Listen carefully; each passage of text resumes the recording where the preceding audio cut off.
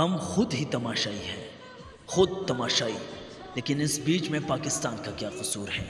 ہم اپنی ملک، اپنی پہچان کو کیوں گالی دے رہے ہیں؟ آخر پاکستان صرف پاکستانیوں کا کیوں نہیں ہے؟ آئیے ان کے بارے میں جانیے۔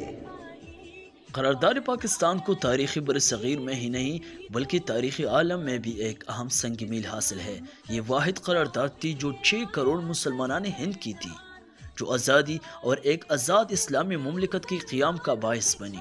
اس قرارداد سے اسلامیان ہند کی منتشر افرادی قوتیں اور ذہنی صلاحیتیں بیدار اور مستحکم ہوئی۔ 1945-46 کے انتخابات میں مسلم لیگ کو تاریخی اکثریت حاصل ہوئی۔ پاکستان کے لیے اس قرارداد کی اتنی ہی اہمیت ہے جتنا کہ کسی بھی کتاب کو پیش کرنے سے پہلے اس کے ٹائٹل کور کو اہمیت دی جاتی ہے۔ 7 سال میں یہ لاوا جب پک کر تیار ہوا تو دنیا کے نقشے پر پاکستان نام کی زمین کو ابھار گیا۔ لوگ آزادی کی خوشی میں سب کچھ بیچ کر، جانیں گنوا کر جب اس زمین پر پہنچے تو دنیا نے مدینہ بھائی چارے کی ایک اور مثال رقم تراز ہوتے دیکھا۔ آج اس جگہ اس یاد کے لیے مینار پاکستان قائم ہے۔ پاکستان قائم ہوا تو شاید لوگوں کے ساتھ ساتھ قائد اعظم نے یہی سوچا ہوگا کہ جنگ کسی حد تک ختم ہو گئی، لوگ آزاد ہو گئے، ہر طرف اسلام کا بول بالا ہوگا، ہر طرف ایک آواز ہوگی، ہم پاکستانی ہیں۔ لیکن اس لمحوں میں شاید آسمان ہنسا ہوگا، اور اس کی یہ ہنسی آج پاکستان کے ہر درد و دیوار سے ٹکراتی محسوس ہو رہی ہے۔ جو لوگ پاکستان کے لیے مر رہے تھے وہ آج پاکستان کے حصول کو غلط ٹھہرا رہے ہیں۔ جو کل صرف پاکستانی تھے وہ آج سندھی، بلوچی اور پٹھان ہے۔ آج پنجاب کی حکومت بس پنجاب کی حکومت ہے، بلوچستان میں کیا ہو رہا ہے ہم نہیں جانتے۔ ہم نے بنگال کھو دیا پھر بھی ہماری آنکھیں نہیں کھلی۔